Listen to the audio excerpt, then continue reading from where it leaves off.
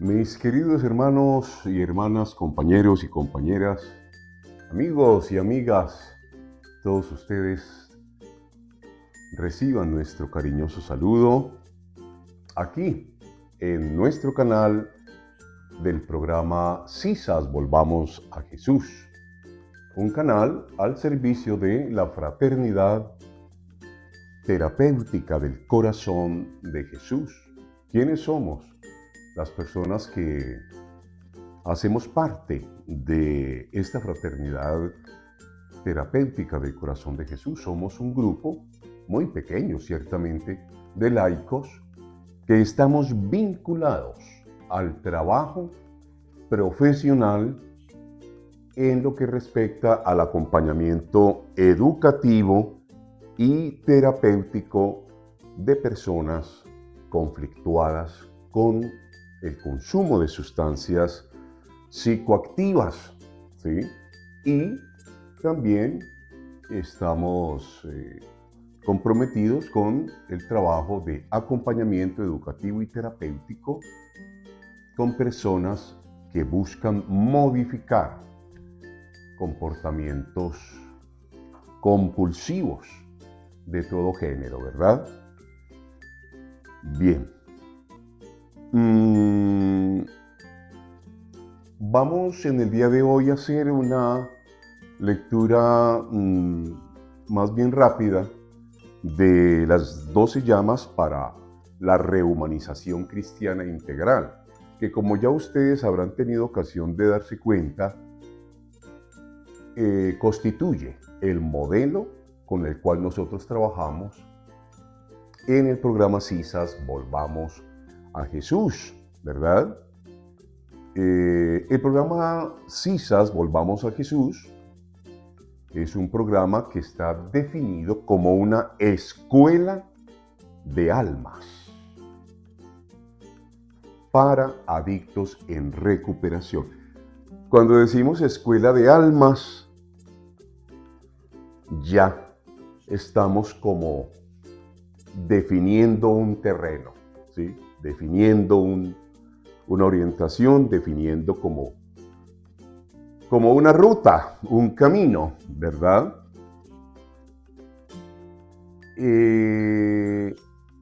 Hablamos este lenguaje de escuela de almas, dándonos cuenta que la formación del alma necesita básicamente dos elementos que son infaltables. No pueden faltar esos dos elementos en la educación del alma, ¿sí? Entendiendo por alma, ojo con esto porque se puede prestar a otras acepciones y a otras interpretaciones de la palabra alma, que ha sido tan usada, ¿sí? Tan profusa y masivamente utilizada a lo largo de la historia, de la historia de la filosofía, de la antropología, de la teología. Vamos a entender por alma, ¿verdad?, la totalidad de la persona humana, ¿sí? No como un componente, como a veces se ve, ¿no? ¿Sí?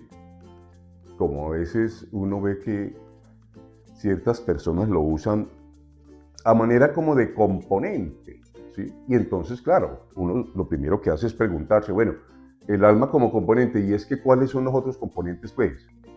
Entonces, obligatoriamente ahí habría que empezar a hablar, pues, de el cuerpo, ¿sí? Entonces volvemos como a ese dualismo tan histórico en Occidente, ¿sí? Que ya desde los griegos, pues se ha venido como arrastrando, ¿no?, en la cultura, ¿sí? Y ese arrastre del concepto de alma a lo largo de la cultura ha ido dejando su estela, ¿sí?, en las prácticas religiosas, en las prácticas espirituales. Nosotros oímos hablar de médicos del alma, por ejemplo, ¿sí?, para referirse a las personas que acompañan espiritualmente a los fieles en general. En la tradición católica, entonces, hablaríamos de los presbíteros o sacerdotes, ¿verdad? ¿Sí? Pero desde luego que no solamente los presbíteros y los sacerdotes son médicos de almas. También hay otras personas que, sin ser necesariamente sacerdotes, también son reconocidos como médicos de almas, ¿verdad? Gente preparada en todos los saberes, en todos los menesteres conceptuales del espíritu humano, ¿sí? Me refiero a las ciencias humanas, de manera privilegiada la filosofía, indudablemente, ¿sí?, la antropología y la teología, básicamente, ¿sí? Por supuesto que otras ciencias también están allí, al lado de como de esta triada central, ¿sí?, antropología, filosofía y teología. Otras ciencias están allí como dando sus luces, ¿sí? La luz que da la historia, la luz que da la sociología, ¿sí? La luz que da, esa sí es muy, muy importante, ¿sí? La psicología, ¿verdad? Y más en el día de hoy, en donde precisamente si hay un saber que ha logrado culturalmente posicionarse en un lugar prevalente, en un lugar alto, ¿sí?, de reconocimiento, de aceptación, ¿sí?,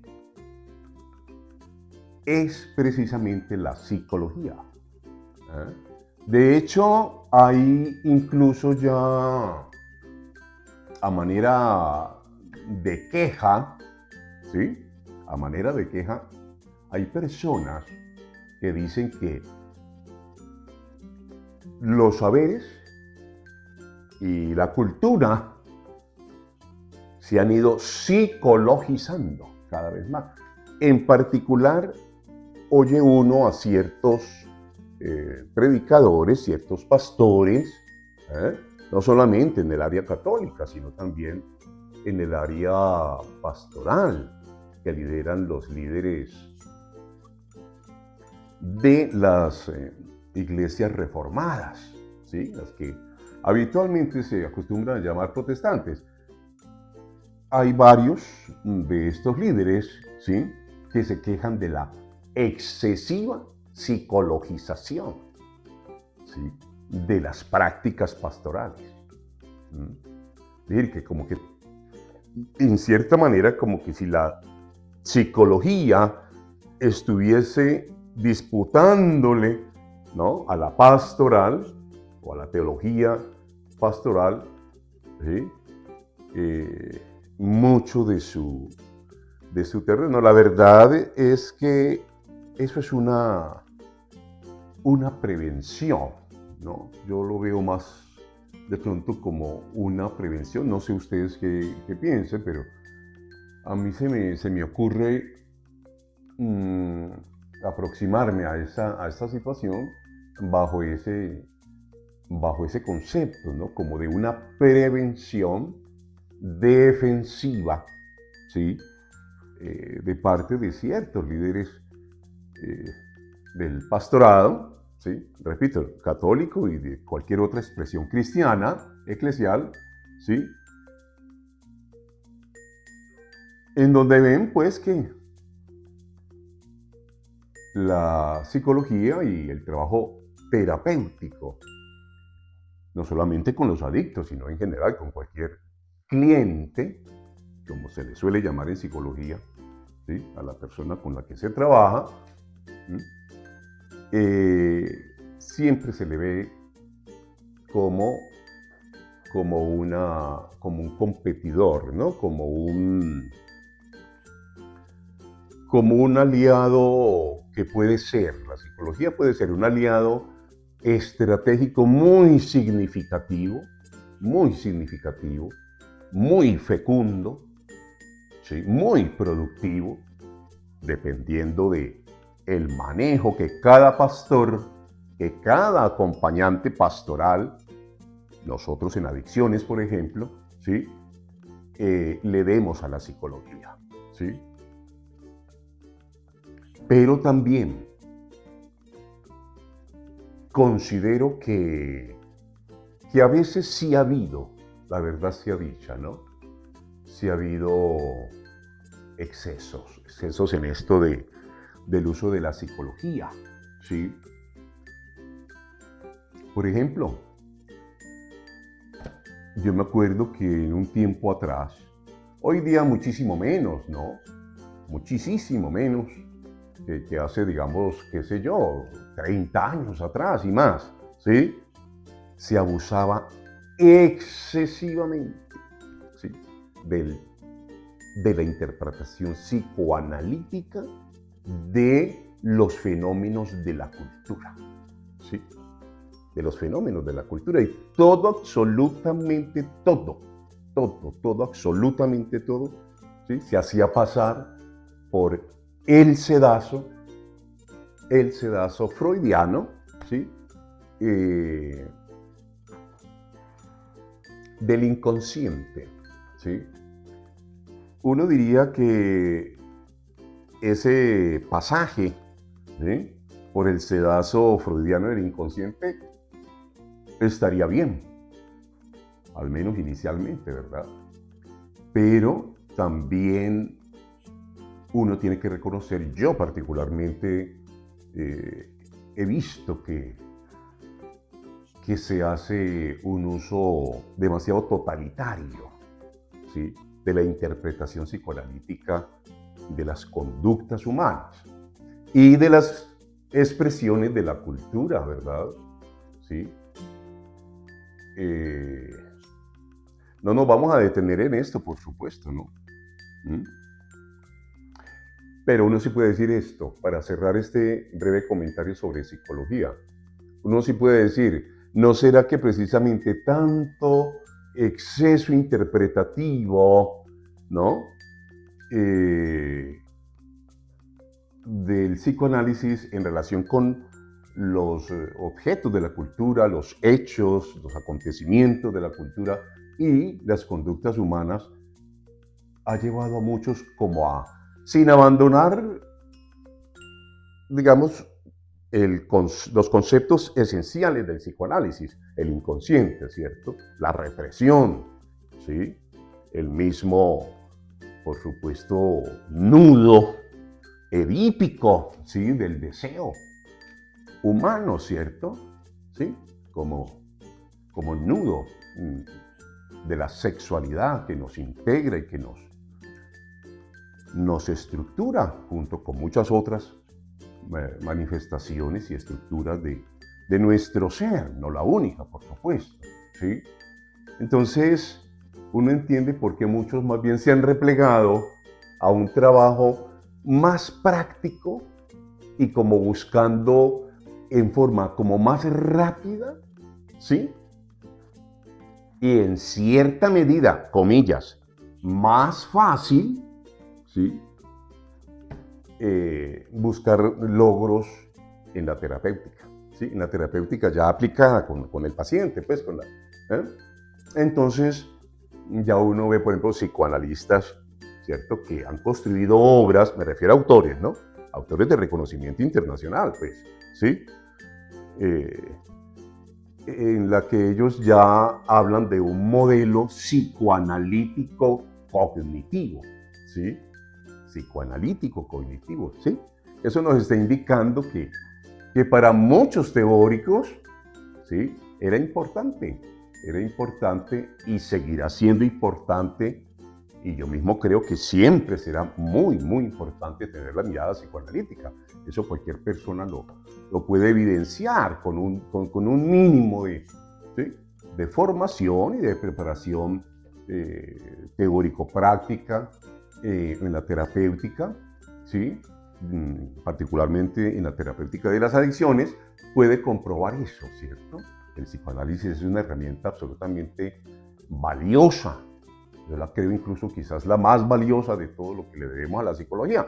Pero sí sé y sí reconozco que es importante darle paso a ese diálogo con otros enfoques, otras maneras de entrar, ¿sí?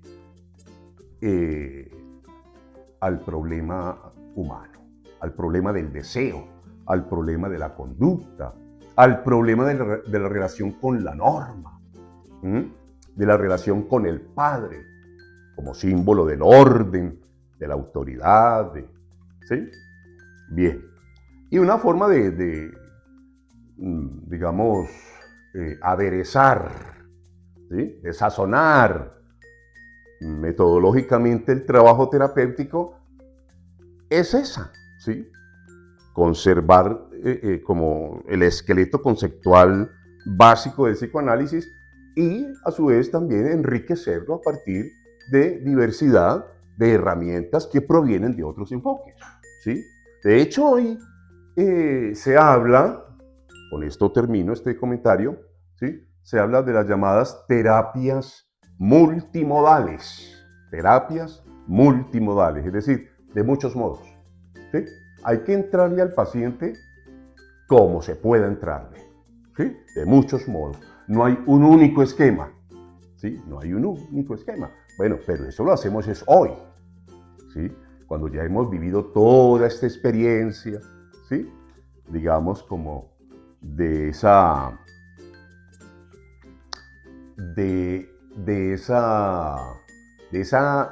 como de ese imperialismo, ¿sí?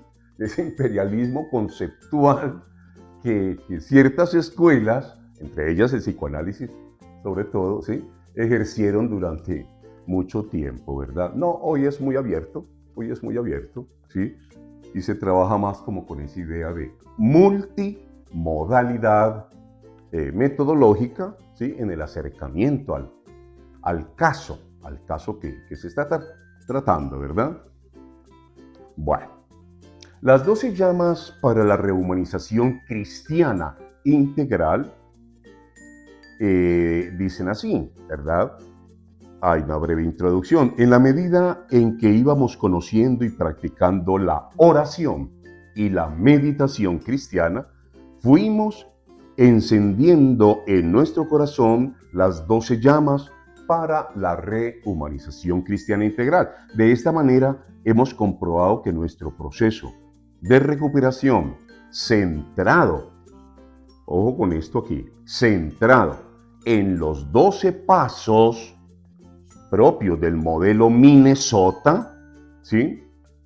Cuando dice Minnesota, pues se está refiriendo obviamente pues, a la ciudad de Minnesota, en Minneapolis, Estados Unidos, ¿cierto? Porque allá se inició esa experiencia de introducir los 12 pasos, ¿sí?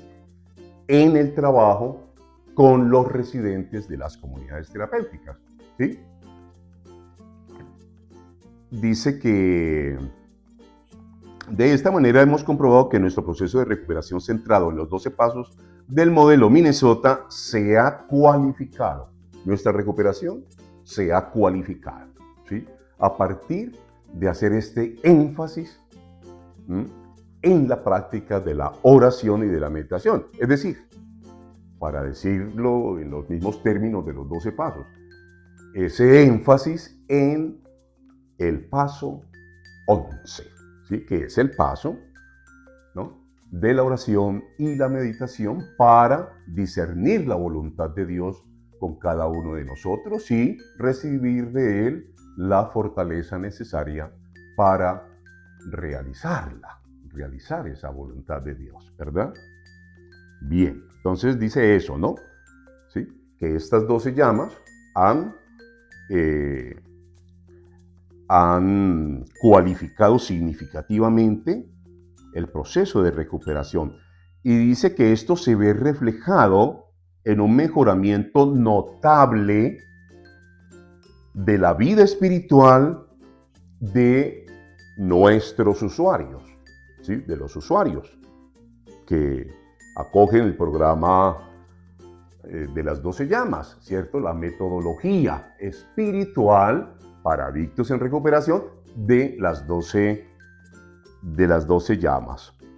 Se ve reflejado en una notable mejoría de la vida espiritual de nuestros usuarios y en una disminución importante de los casos de recaída, ¿sí? Si ustedes quieren conocer de cerca y de una manera seria, confiable, acerca de cómo trabaja una fundación y qué tan eficaces y efectivos, ¿no?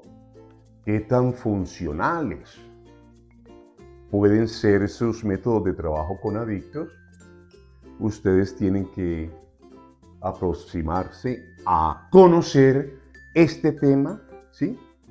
De rastrear el índice de recaídas que se puedan haber podido registrar, ¿no? En la institución, ¿sí? En la institución, ¿sí? Yo no sé hasta dónde, ¿no?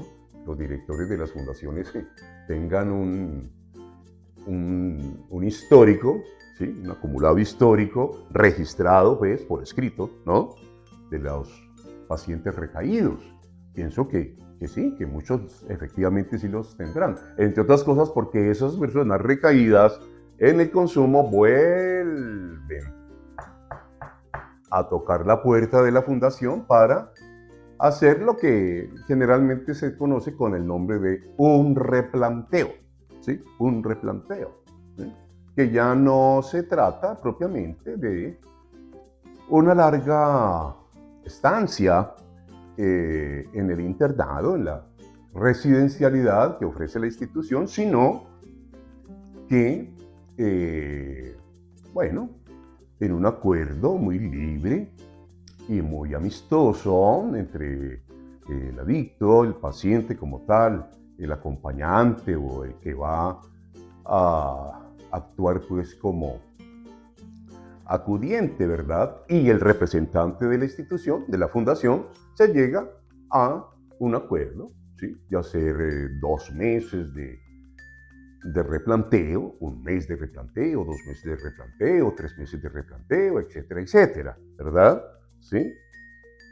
Y sobre la marcha se va viendo, ¿no? Se va viendo cómo se va ajustando el tiempo, ¿sí? De acuerdo a lo que va mostrando la persona a lo largo de su proceso, ¿verdad?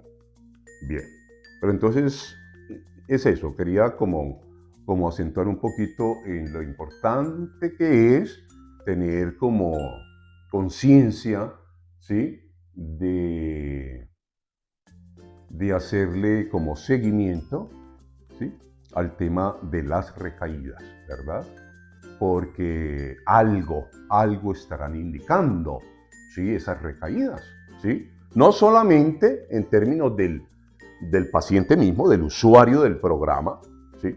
Que seguramente no se ha abierto realmente a la propuesta, no la ha asumido, no la ha interiorizado, ¿sí? No la ha hecho suya, y entonces son previsibles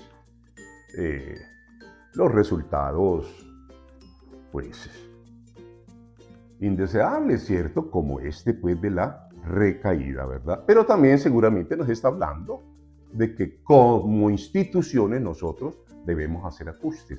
Pues bien, uno de esos ajustes, uno de esos fortalecimientos, entre muchos otros, ¿sí? Es el programa CISAS Volvamos a Jesús, y su metodología de las 12 llamas de la rehumanización cristiana integral. Entonces dice, las 12 llamas para la rehumanización cristiana integral son estas. Primera llama, o llama 1, llama de la impotencia admitida. Admitimos que éramos impotentes ante la adicción, que nuestras vidas, desconectadas del fondo espiritual de nuestro ser, se habían vuelto vacías e ingobernables. ¿Sí? Allí hay un problema bien claro, ¿no? Sí, muy claramente expresado en estas oraciones que integran este párrafo, pues, del enunciado, ¿no? De la llama 1, ¿sí? Admitimos que éramos impotentes ante la adicción. Es igualito al enunciado de Narcóticos Anónimos, como lo conocemos, ¿cierto? ¿Sí? Hasta ahí es lo mismo, no hay ninguna diferencia, pero miren lo que sigue. Que nuestras vidas, ¿sí? Admitimos que nuestras vidas, desconectadas del fondo espiritual de nuestro ser. Eso ya es otra vuelta, ¿no, Jorge? Ese es otro bailado, ¿sí? Otro bailado, ¿sí? Desconectadas del fondo espiritual de nuestro ser, se habían vuelto vacías e ingobernables. Quiere decir, ¿sí?, que la vida ingobernable, la vida que arrastra un vacío existencial, un vacío de sentido, ¿sí?, no empieza desde el momento mismo en que la persona consumió por primera vez la sustancia, ¿sí?, con la cual se quedaría pegado. Años, seguramente, ¿sí? Ya cada caso, pues, habría que estudiarlo particularmente, ¿sí? No. Dice el texto de la llama 1, ¿sí?, que la vida ingobernable, caracterizada por ser una vida en vacío existencial, ¿sí?, una vida sin sentido, desde antes ya del consumo de drogas, de la primera vez que se consumió drogas, ¿cierto?, ya venía haciendo su trabajo en nosotros. Nuestra vida ya era ingobernable, de muchas maneras. Por supuesto, emocionalmente, ¿cierto? ¿Sí? Y eso se registraba en una diversidad de comportamientos, ¿sí?, que cualquiera de nosotros puede precisar sin mayor esfuerzo, ¿sí? El excesivo gasto de dinero, ¿sí?, necesitando, por ejemplo, ¿sí?, estar muy medido porque hay que priorizar una serie de necesidades y de compromisos, etcétera, y sin embargo, la ingobernabilidad del gasto en el dinero. Allí hay algo, allí hay un indicador de cosas, ¿cierto? El tema comida, ¿no? Los excesos gastronómicos, ¿sí?, los atracones, ¿sí?, los atracones, ¿sí?, de comida, de gula, pues, de comida. Los atracones de lujuria, de pornografía, ¿sí? Incluso los atracones de excesivo trabajo, ¿no? Donde estamos ya incluso atentando con nuestra salud física y mental, porque todos sabemos que el sueño es alimento para nuestro ser, ¿verdad? Y si no tenemos una higiene y una estabilización, ¿sí?, del sueño, ¿sí?, pues, hombre, seguramente que vamos a tener que pagar las consecuencias muy, muy amargamente, muy dolorosamente. El sueño es vital, ¿no? Es vital para la integridad psicofísica del ser humano, ¿sí? Y eso también va a afectar, ¿sí?, al despertar, al cual está llamado toda alma, todo ser, ¿verdad? ¿Sí? Bien, sabemos que lo que pasa en el cuerpo y en la mente afecta, ¿sí?, los recursos del espíritu. De la misma manera como cuando yo trabajo intensivamente en mi espiritualidad, estoy afectando positivamente mis dimensiones física y mental, ¿sí? No se pueden separar, no hay dualismo, ¿sí? Ahí es, digamos, diferencias dimensionales. Eso es otra cosa, ¿sí? Entre el espíritu y en la dimensión espiritual, digo, y la dimensión psicofísica hay una diferencia dimensional, ¿eh? No una dualidad de niveles, que es diferente, ¿verdad? ¿Sí? Es como cuando un vaso, es como, quisiera tener un vaso por aquí, pero no lo hay, ¿no? Bueno, pero aquí como con la mano lo podemos hacer. Como cuando un vaso, ¿no? ¿Sí? Un vaso, ¿verdad? Un vaso tiene un alto, yo puedo medir el alto del vaso, ¿sí? Y puedo medir también el ancho, es decir, el diámetro del vaso, ¿sí? Ah, pero hay otra dimensión, que es la dimensión de la profundidad. Le meto un lápiz, ¿sí?, al vaso y me doy cuenta que hay una dimensión que es la profundidad. Entonces, allí hay una diferencia dimensional, ¿verdad? Entre el ancho y el largo, ¿sí?, en relación con la profundidad. Lo mismo es un poco, pues, de una manera muy, muy empírica, ¿sí?, muy sencillita, ¿no?, muy didáctica, muy sencilla. Así es como el hombre, ¿cierto? La experiencia humana, ¿verdad? ¿Sí? Entre el cuerpo y la mente hay una unidad, ¿sí? Y forman una sola dimensión, que es la dimensión psicofísica. Y esa dimensión psicofísica está englobada en una dimensión envolvente, que es la dimensión espiritual, ¿sí? Pero tanto el cuerpo como la mente como el espíritu forman la persona, son indivisibles. Repito, lo que sí hay es una diferencia dimensional, ¿sí? No una dualidad.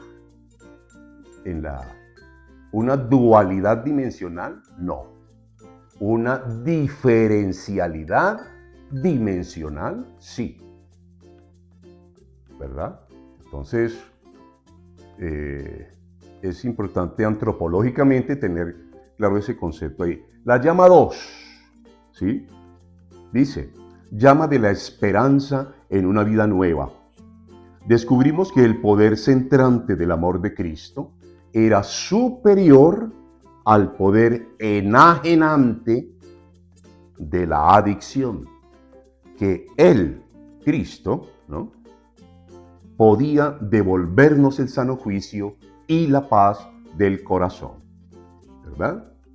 Podemos compararla con el segundo paso, ¿sí?, de Narcóticos Anónimos, y podemos establecer las diferencias, ¿sí?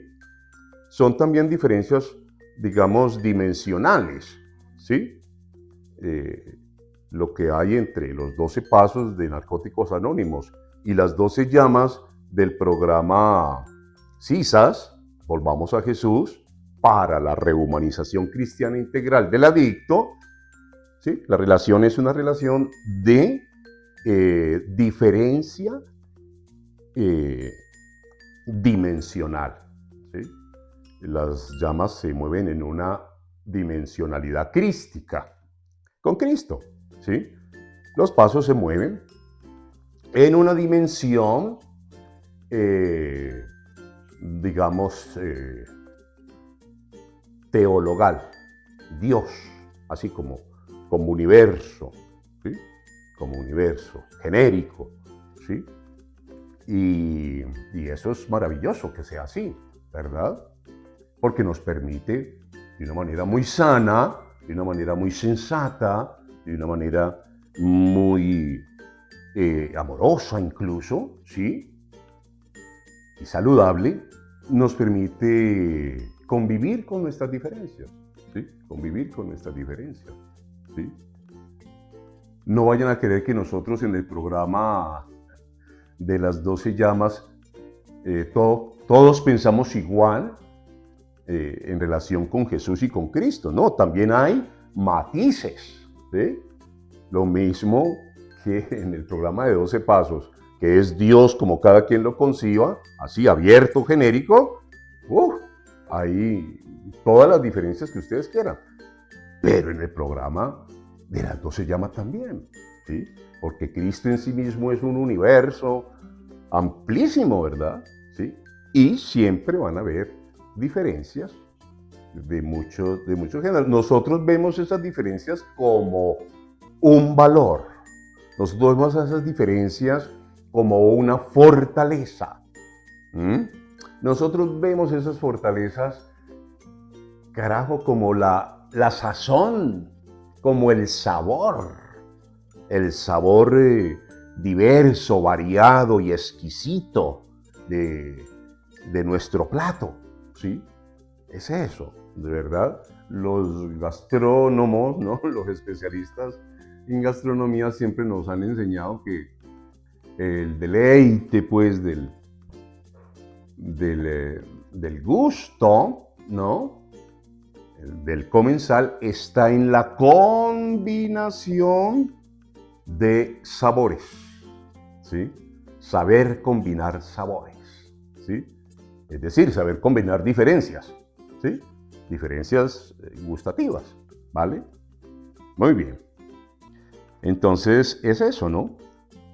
Dice el paso, la llama 2. El amor de Cristo, descubrimos que el poder de Cristo es centrante. El poder de la adicción es descentrante. O también, como lo dice textualmente aquí el enunciado de la llama, enajenante, porque nos saca de nosotros, ¿sí? Y nos pone a buscar afuera lo que de hecho jamás vamos a encontrar afuera, ¿sí? Y que ya lo tenemos como semilla ya lo tenemos en el fondo de nuestras almas. Pero hay que ir al fondo del alma. Es decir, hay que educar la interioridad para nosotros poder estar en un contacto permanente y consciente, ¿sí? Con nuestro ser, ¿verdad?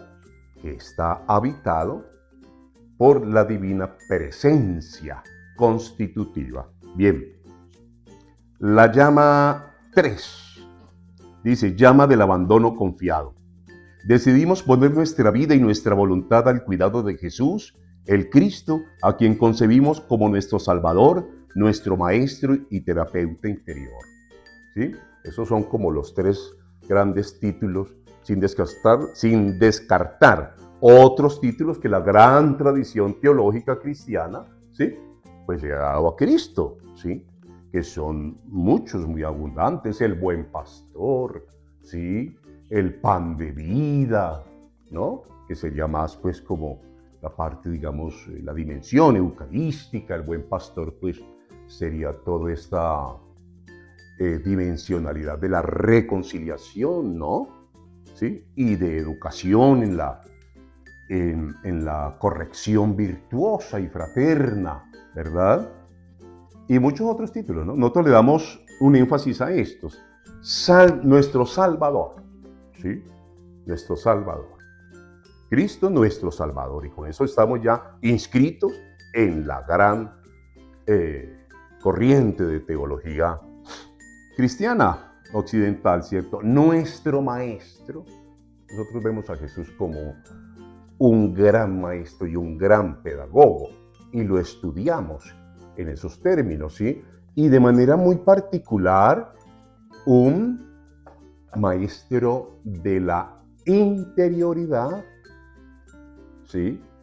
Con realizaciones únicas y supremas de un grandísimo poder en la exterioridad, en el mundo en el que él habitó y él vivió, ¿sí? Uno siempre ve a Jesús es con la gente, ¿sí? Jesús no era un monje retirado por allá en una montaña brumosa, ¿sí? Nevosa, no. Jesús era un maestro popular, ¿sí? Nacido de entre la gente, del pueblo, ¿sí? Y de un estrato ciertamente no rico, seguramente no en la absoluta miseria tampoco, no, ¿sí? Uno diría que podría ser, y así lo dicen varios exégetas, ¿no? Y estudiosos de la figura histórica de Jesús de Nazaret, que pudo ubicarse, ¿no?, en un lugar más bien intermedio, ¿no?, entre los poderosos y los muy pobres de su época. Lo que sí pasa es que Jesús opta por los más pobres, ¿sí? Eso sí es lo que pasa, ¿eh? Y eso, pues, obviamente, marca con toda fuerza y lo marca a fuego, imborrable, ¿sí? Marca su vida, marca su proyecto, marca su propuesta, ¿sí? Entonces, Jesús es eso, ¿cierto? Un maestro integral porque es un maestro de la interioridad. Recordemos que Cristo siempre está, y el Evangelio a toda hora nos está diciendo, pero Jesús se retiró a orar. Jesús subió al monte, ¿sí? Jesús pasó la noche orando, ¿sí? Hay diversidad de expresiones a lo largo de los evangelios que nos indican que Jesús vivía una intimidad muy, muy, muy profunda con el misterio trascendente de Dios que él llamaba a su Padre, ¿verdad? Con ese fondo generativo de su ser y de nuestro ser, ¿sí?, que llamamos Dios y que Jesús lo apropia afectivamente, quizás como ninguna otra persona, al menos de entre los judíos y seguramente que muchas otras culturas también, ¿sí?, lo apropia con una fuerza afectiva única, su papaíto, su papacito, el Abba. Muy bien. Vamos a la llama 4, ¿verdad? ¿Sí? Dice, llama de la biografía cobijada. Nosotros no escribimos nuestra biografía, es decir, nosotros no vamos al pasado de nuestra vida sin habernos preparado mucho espiritualmente, ¿sí? Porque resulta que por hacer bonito, resultamos haciendo feíto, haciendo feo, ¿verdad? ¿Sí? Uno si va a trabajar esta terapia de la escritura, de la autobiografía, tiene que estar preparado emocionalmente, tiene que estar preparado espiritualmente, ¿sí?, para no ponerse a remover tierras, ¿no?, que en lugar de garantizar el descubrimiento de tesoros, ¿no?, lo que va es a debilitar los cimientos de la casa, ¿sí?, y lo que tenía medio construido se puede venir al suelo, ¿eh? Entonces somos muy cuidadosos en eso, ¿verdad? Dice, la llama 4, llama de la biografía cobijada. Al abrigo de Jesús el Cristo hicimos un detallado inventario de nosotros mismos, interpretando nuestra vida pasada como una historia de salvación, ¿sí? Una historia de salvación. A nosotros nos interesa ir en la escritura de este diario, de este inventario, o autobiografía, como lo llaman otras, ¿sí?, inventario de nuestras faltas morales, inventario de nuestras emociones más insidiosas, ¿no?, las emociones, digamos, enfermas, que más insidiosamente nos han visitado toda la vida, ¿cierto? Nosotros vamos a eso, ¿sí?, en el pasado de nuestra vida, ¿sí?, el pasado biográfico de nuestra vida, vamos a eso para leer eso como una historia sagrada de salvación. ¿Y cómo lo hacemos? ¿Sí? Claro, eso está pues escrito en el desarrollo de las llamas. Las llamas tienen su desarrollo escrito, ¿verdad? que es lo que llamamos nosotros el texto básico, ¿sí? Igualito como lo hay en los 12 pasos de Alcohólicos Anónimos o de Narcóticos Anónimos, ¿sí? ¿Cómo lo hacemos? Bueno, nos apoyamos en la Sagrada Escritura, nos apoyamos en el Evangelio, ¿sí? Nos apoyamos en el ejemplo de los santos y de las santas, ¿sí? De los hombres que a lo largo y ancho del mundo y de la historia, en todos los tiempos, culturas, ¿sí? Han buscado a Cristo, ¿sí? Como su Salvador, como su Maestro y como su Sanador, ¿verdad? Que es lo que hacemos nosotros, ¿sí? Bien. Interpretamos nuestra vida pasada, todo lo que nos pasó, e incluso hasta lo que no nos pasó, ¿sí? Como una historia de salvación. Partimos de este hecho, para no extenderme mucho más en esta llamada. Decimos, si hoy estamos vivos, ¿no, Jorge? Si hoy estamos vivos, por algo será. Porque perfectamente hubiéramos podido perder la vida en cualquiera de esas noches de consumo. En cualquiera. ¿Sí? En cualquiera. Y las historias están allí para servirnos de testimonio de que efectivamente lo que estamos diciendo, ¿sí? Es verdad. Es verdad. De hecho, ¿cuántos de nosotros vimos a lo largo de los años, vimos cómo iba muriendo gente, ¿no? Gente que conocíamos, ¿sí? Y que estaba en el consumo. ¿Sí? Bueno, entonces ahí ya hay un dato importante, ¿sí? Si yo he logrado llegar a estos 64 años, a estos 50, a estos 45, a estos, ¿sí? Los que sean, pues los que cada uno tenga, eso ya en sí mismo y por sí mismo, ya es una razón más que suficiente, ¿sí? para agradecerle al Señor todo el bien que nos ha hecho, ¿verdad?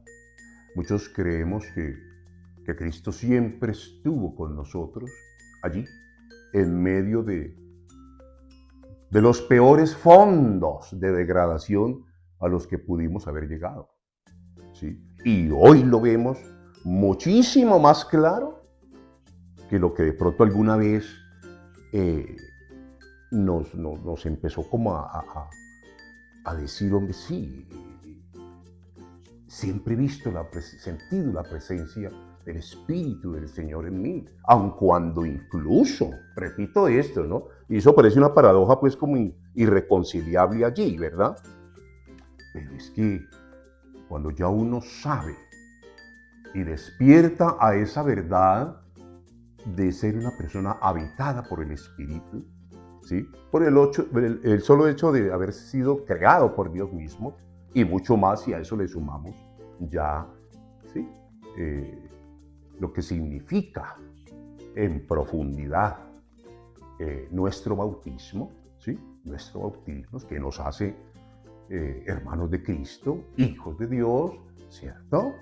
¿Sí? Miembros de la iglesia, etcétera. Pues ya uno empieza a decir, hombre, yo tengo una presencia divina, la presencia divina en mi ser, ¿sí? Digamos que está en el hondón de mi alma, en lo profundo de mi alma, ¿sí? Y eso nadie me lo puede quitar, ¿sí? Ni siquiera el pecado mismo me quita eso. El pecado me hace es inconsciente de eso, ¿sí? Me quita como la gracia de ser consciente, ¿sí? De que soy un ser habitado por la divina presencia. ¿Por qué me quita la conciencia de que soy un ser habitado por la divina presencia? Porque el pecado me distrae de mi, ¿sí? De mi fondo, del fondo de mi ser, ¿verdad? Yo en pecado mantengo disperso desatento, ¿sí? Son elementos, ¿no? De pronto un poquito novedosos para leer el pecado, por ejemplo, desde allí, desde el tema de la atencionalidad, ¿sí? Desde el tema de la conectividad con el fondo del ser. Por supuesto, sin abandonar, ¿sí?, la dimensión o la lectura moral, estrictamente moral del pecado, que es en la que todos fuimos, pues, como tenía que ser, ¿sí? También hay que reconocerlo, ¿cierto? Fuimos formados en una fuerte, ¿sí?, interpretación, pues, moral del pecado, ¿sí? Y efectivamente así es, porque es que el pecado desmoraliza, desordena, ¿sí? Si pensamos la moral como orden, bueno, pues el pecado es desmoralizante en el sentido en que desordena la vida, ¿sí? Desordena la vida, ¿sí? Y nos separa de Dios, ¿sí? En el sentido en que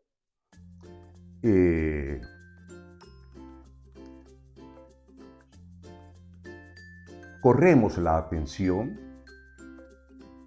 a nuestros apetitos egocéntricos, ¿sí?, y no a la centralidad de nuestro ser, habitado por la divina presencia, o, diciéndolo en términos más teológicos, nuestro ser habitado o inhabitado por la Trinidad. ¿Ok? Vamos a la llama 5, llama de la biografía compartida.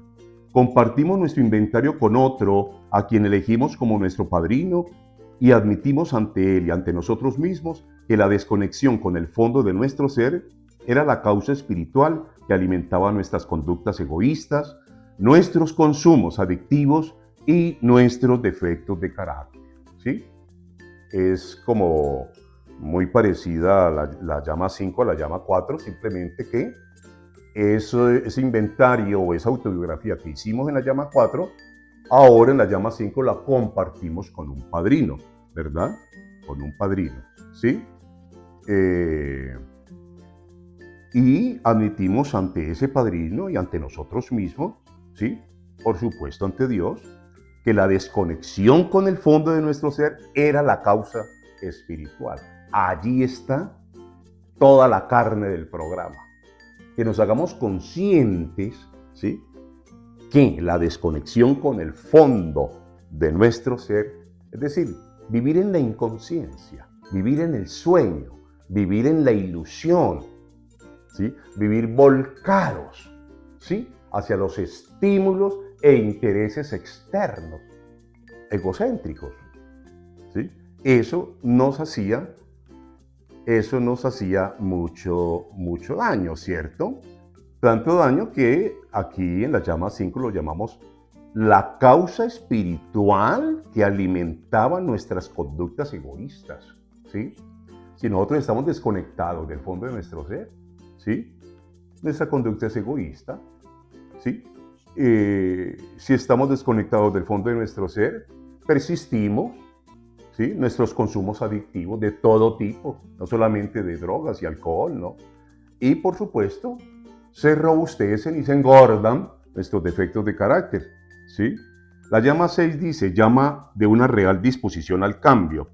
Estuvimos enteramente dispuestos a dejar que la gracia de Cristo, por medio de la práctica de la oración y la meditación constante, iluminase nuestras sombras, sanase nuestras heridas, compensase nuestras carencias de amor y removiese nuestros defectos de carácter, ¿verdad? Vamos a la 7. Vamos un poquito más rápido porque el tiempo ya va pasando. Llama 7. Llama de la humilde súplica del cambio, ¿sí? Humilde súplica del cambio. A nosotros nos ha dado mucho resultado darle nombre a cada llama, ¿sí? Porque es que el solo nombre ya nos ubica, nos concreta de qué vamos a hablar y cómo lo vamos a trabajar, ¿verdad? Dice, humildemente le pedimos a Jesús el Cristo, nuestro Salvador, nuestro maestro y terapeuta interior que iluminase nuestras sombras, sanase nuestras heridas, compensase nuestras carencias de amor y removiera nuestros defectos de carácter. ¿Sí? Miren el parecido entre esta llama y la anterior, ¿verdad? Llama 8 es la llama del perdón sincero. Dice, hicimos una lista con los nombres de aquellas personas a quienes habíamos ofendido y hecho daño, y oramos de todo corazón a Cristo para que las bendijera y las guardara de todo mal. ¿Sí? Estamos orando, ¿sí?, por esas personas que nosotros ofendimos, o que ellas mismas también, como respuesta a nuestra ofensa, ¿sí?, nos ofendieron, ¿sí?, de ida y vuelta, ¿sí? Nunca fue que solamente nosotros las ofendimos. Con seguridad que siempre fue una ida y una vuelta de la ofensa, ¿sí? Habría que mirar pues cada circunstancia y cada caso en particular, pero en general siempre es una ida y una vuelta. Orar por ellas. ¿No se les parece al Padre Nuestro? Perdona nuestras ofensas como también nosotros perdonamos a los que nos ofenden. ¿Sí? Es clarísimo, ¿verdad? La llama 9 es la llama de la reparación prudente. Prudente, porque a veces hacemos intentos de reparación que resultan siendo muy negativos y muy fracasados, ¿sí? Y traen consecuencias funestas. Dice el enunciado de la llama 7. En cuanto nos fue posible, hicimos enmiendas directas con aquellas personas a quienes habíamos ofendido y hecho daño, excepto, aquí viene lo de prudente, ¿sí?, excepto en aquellos casos en que hacer estas enmiendas implicaba un daño mayor a ellas o a otros, ¿sí? Ahí pueden ver ustedes la necesaria prudencia que tenemos que ejercer en el momento de la reparación. De la llama 10 dice, es la llama de la examinación en el amor. En la presencia de Jesús el Cristo realizamos diariamente nuestro inventario o examen de conciencia, y cuando fallábamos lo admitíamos rápidamente y le pedíamos a Él que nos diera la fuerza para seguir adelante. La llama 11 dice, llama del discernimiento orante, ¿no? Por medio de la práctica de la oración y la meditación cristiana, continuamos mejorando nuestro vínculo personal con Jesús el Cristo, nuestro Maestro y terapeuta interior, pidiéndole conocer su voluntad para con cada uno de nosotros y tener la fortaleza para cumplirla. Y la llama 12, para terminar, dice así, llama de la misión compasiva. Habiendo obtenido un despertar espiritual compasivo, ¿sí? Todo despertar espiritual lo debemos medir por el grado de compasividad, ¿sí?, que está engendrando, que está produciendo en nosotros, ¿sí?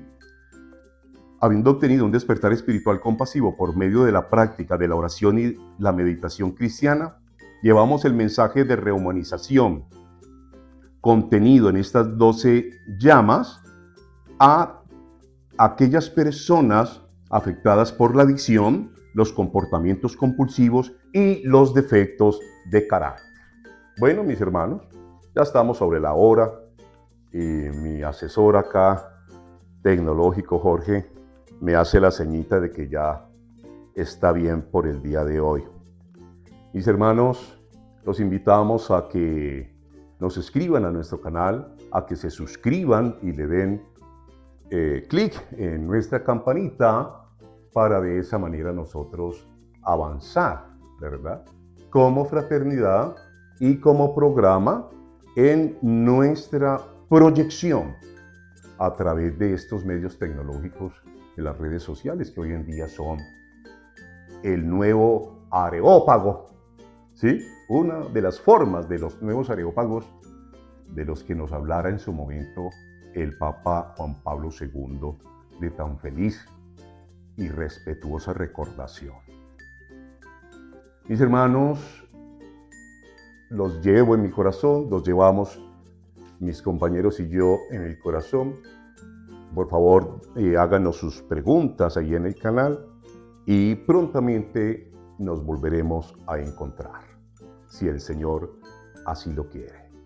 Sisas, mis hermanos, hoy, mañana y siempre, volvamos a Jesús.